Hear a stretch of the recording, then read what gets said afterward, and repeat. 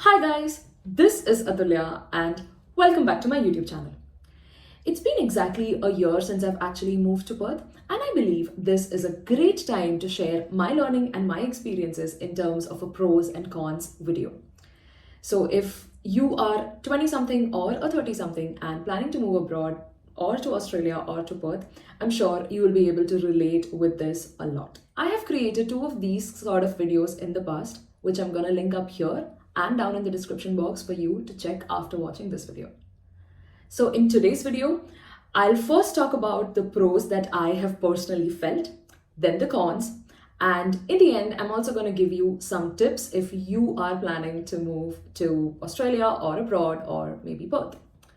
So now, without further ado, let's get started. So the biggest pro that I have felt is Perth is a very independent city and you certainly become the in charge of your own life, and your actions today is going to actually shape your tomorrow. When you think about this, I'm sure it's extremely daunting, but it's also equally empowering, isn't it? So, what I'm essentially trying to say is nobody is going to really bother you, whether it's your work or your neighbors or anybody for that matter. And it's just that you need to have that integrity to yourself and to the world and to the work that you're doing, that you are doing what is required to be done. And that in itself is extremely empowering. And that is something that I've personally felt. The second pro on my list is you will get way better at managing your time. So if I compare myself from 2022 September to 2023 September, I have changed a lot in terms of managing time. I've gotten much better at it. And I feel that this happens to almost everybody who tends to move to Perth, or for that matter, a lot of other cities as well. And it basically happens because in Perth, everything is very well scheduled and organized. You need to book appointments for everything way in advance. And similarly, if I also talk about the public transport, they follow a very strict time schedule or timetable.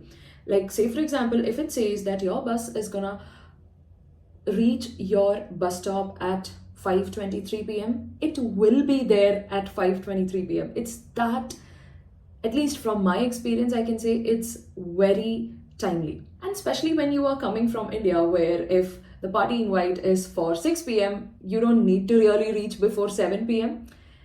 So initially, it's a lot of change and it could be a little frustrating. You need to really plan and reach everywhere on time.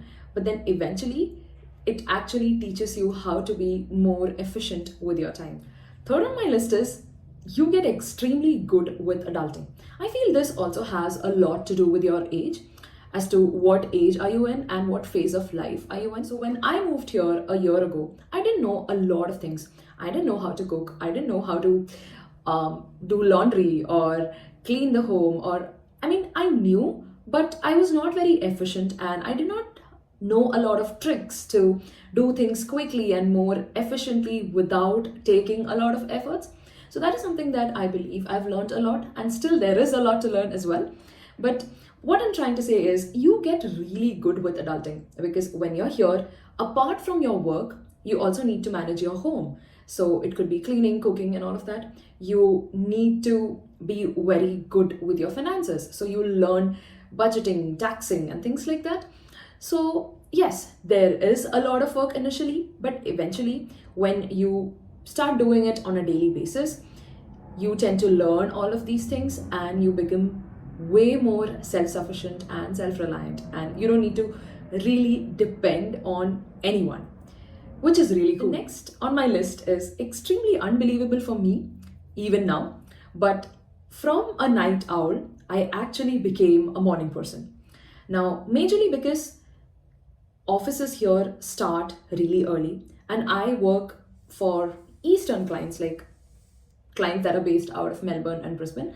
So for me, anyway, I have to be a morning person. But even if you are actually working for clients here in Perth, even then, when you go to office, you will notice that if you're not reaching office before 8, you're not getting a good seat. So by 7:50ish, 8, the office is 90% full every day. And since I never considered myself to be that morning person, it's really unbelievable and quite surprising even today. Another thing is, when you start living here, it's gonna force you to get into routines, from getting your groceries to going to the gym or preparing anything, doing the dishes or laundry. If you don't have proper routines, it takes a lot of time, and eventually you'll realize, oh my god, all of my time is just going on these shallow work and not really work that requires your cognitive attention. And eventually you will develop routines, and that's gonna help you become more productive. Fifth pro on my list is super close to my heart, and it's basically the fact that you will get closer to yourself. You'll start understanding yourself, and eventually you will start prioritizing yourself over everything.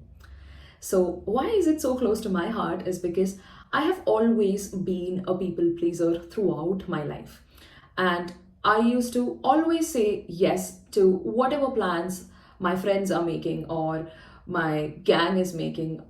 And of course, I have enjoyed a lot, but eventually at 27, I started feeling that my personality lacks a bit of depth, and I didn't really know myself, what I really want, what are my interests, is there a certain topic that really excites me. I didn't really know any of these things. I was a person who used to spend a lot of time with other people. Of course, it's great.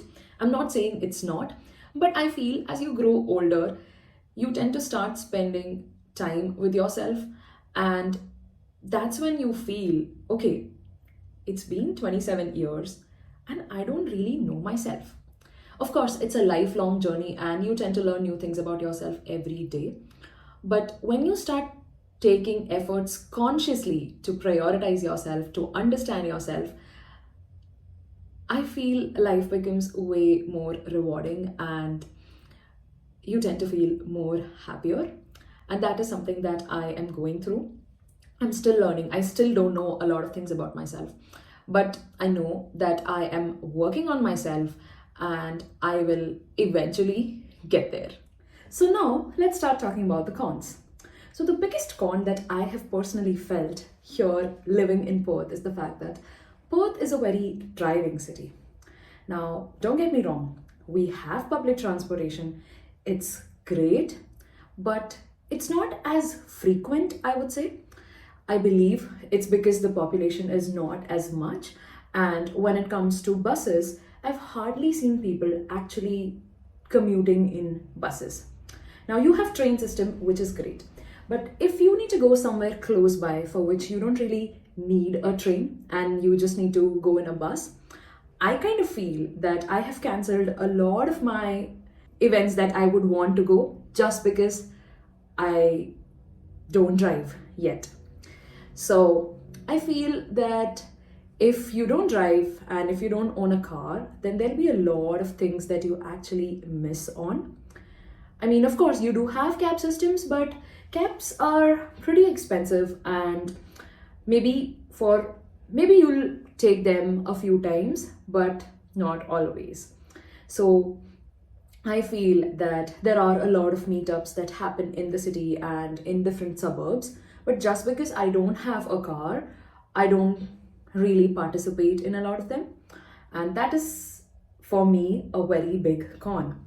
Another thing is, so we have recently moved to a suburb, and now where I'm staying, I have bus stop and train station at a walkable distance, but I don't have a gym at a walkable distance. And because of that, it's been months that I haven't gone to a gym. But I believe if I have a car, I might, because I feel I don't have enough motivation to go on a public transport to a gym because it takes a lot of time. That's another thing because of which I feel quite reluctant to go for a lot of activities and a lot of places, because traveling in the public transport, say if it's bus, it takes a good amount of time. Second con on my list is it's really difficult to build social connections here. I mean, at least that's what I have seen. But people here are really good, but it's just that you need to take a lot of extra efforts to actually get into building good relationships or getting close with people. Now, people are, of course, very friendly and welcoming, but initially they might be a little bit reserved. But I feel with time, if you take efforts, only then you get to make new friends. Third con on my list is Perth is extremely expensive. Now, my comparison factor could be what I have seen back in India. But if you're just planning to buy a bag, say a good bag, a decent bag, you'll easily spend $200, $300 on that. And that's a lot of money. So I kind of feel that everything is so expensive that it gets really hard to buy certain stuffs for ourselves. Back in India, I kind of felt that this was way better.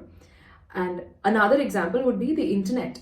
I mean, when I was in India, I never really realized, but I feel India has fastest internet at the cheapest price. And thanks to Jio for that, here internet is pretty expensive. And like that, most of the stuffs are pretty expensive. I mean, I definitely think twice before ordering food. Food is expensive, which is fine, but the delivery charges are further expensive. So if I have a car and I drive, I could just quickly go pick it up. So that is where I feel my not driving and the expenses, when they are clubbed together, it becomes a bigger con. Then another huge con that I have felt is because of the time difference and the phase that you're in your life, you tend to leave a lot of relationships behind. It gets really hard to maintain that sort of closeness with our friends back in India. And that is something that I am trying to work on. But yeah, it sometimes really hurts. Another huge con that I've felt here is when it comes to shopping clothes, you'll not find very good clothes at affordable prices. Most of them are very basic, made in China. There is no style or a lot of difference or anything of that sort. It's very basic, and mostly you will see clothes in gray, black, and white color. That's all. And you'll find a lot of t-shirts and things like that, but we don't have as much choices as what we used to have back in India. That is something that I really miss. Another huge con is the fact that there is no street food, or for that matter, that yummy Indian chaat, or I really miss Indian food. Of course, there are a lot of Indian restaurants, but I still miss the food that we used to get back in India. No doubt on that. And relating to managing home, another thing that I've noticed is if you are just a single person or if you are just a couple, then most of the stuffs that we get here are in huge quantities. Say, for example, some masala and things like that. It's hard to find 50 gram or 100 gram packets. Or for that matter, let's take an example of a vegetable, say a cauliflower. So most of these vegetables are huge. It'll be this huge, and it's very difficult for two people to finish that in 2 or 3 meals. So that is something which I find a bit difficult. I believe it's better if you start doing meal planning and meal prepping in advance. I feel that sort of works because things are in huge quantities. But otherwise, we cannot get smaller quantity stuffs. That's what I have felt a lot. Of course, you do get half cauliflower or a quarter of a cauliflower, but I still feel it's still a lot for me. And the last one on my list is Perth is pretty isolated. So even if you're just traveling to Melbourne or another city, say Brisbane or Adelaide, flight prices are still huge. So you need to plan everything well in advance and then book your tickets. So yeah, there you have it. Those are my personal pros and cons of living in Perth as an Indian expat, based on my experiences over the past 1 year. Of course, Perth is not a perfect city, but it's a great place to live in, and I kind of feel that it is challenging but also empowering. So if you are planning to move to Perth, then here are my top 5 tips that you could consider before moving. First is, like I said, do your research, weigh the pros and cons carefully, and make sure that Perth is a great fit for you and your needs. Second is, be prepared for the cost of living. It's expensive, and sometimes it feels really bad to spend so much money on something that we used to get back in India for just $100 or $200.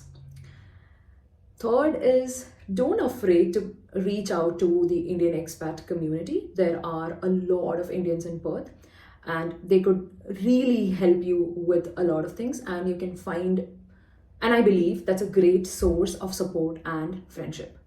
Fourth on my list is get involved in your local community.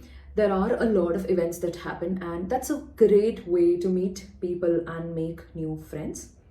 And the last point on my list is be patient, give yourself time. Moving to a new country is a huge change in itself, and it takes time to settle in, to understand, to get acclimatized to the new environment. With that, we come to an end to this video, and I hope you really liked the content. If you did, do hit that like button, share this with your friends and family who might be interested and who might find this helpful. Let me know in the comments below what's the biggest pro and what's the biggest con that you have personally faced or you believe you would face when you plan to move. I would love to read that, and I'm sure that's gonna help other people who are watching this video a lot as well. Thank you so much for watching. This is me, Athulya Nair, signing off. Ciao!